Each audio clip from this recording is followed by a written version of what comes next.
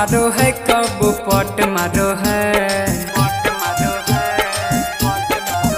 कब चीत मारो है कब पट मारो है, कब चीत मारो है कब पट मारो है। पियावा पलंग पर सुता के, पियावा पलंग पर सुता के सटा सट मारो है, पियावा पलंग पर सुता के सटा सट मारो है, पियावा पलंग पर सुता के।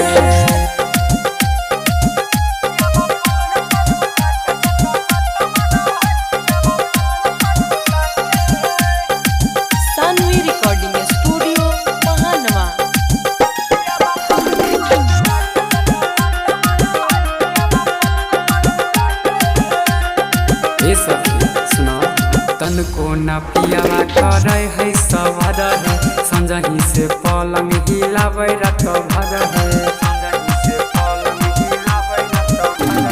तन को न पियावा करे है सवार है, संजही से पलंग हिलावे रात भर है। सखी नींबू के जेहना रस गहरे,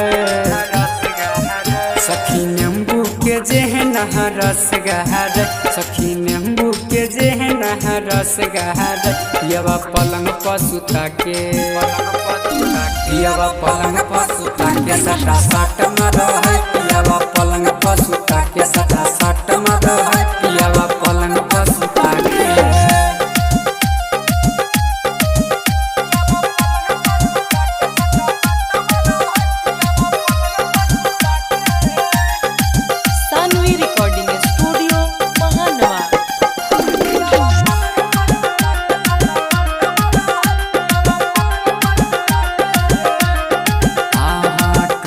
शरीरिया हमर अंग अंग है, जैसे लड़ाई है बॉर्डर पर जंग है।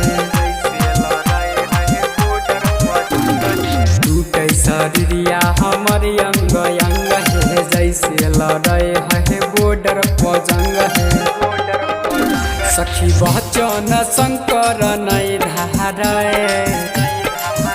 सखी हर्षित संजय नहीं धार, सखी प्रथम मित्तल नहीं धार। पियावा पलंग पर सुता के, पियावा पलंग पर सुता के सटा सट मारो है, पियावा पलंग पर सुता के सटा सट मारो है, पियावा पलंग पर सुता के। आज मूड में ही कहिए।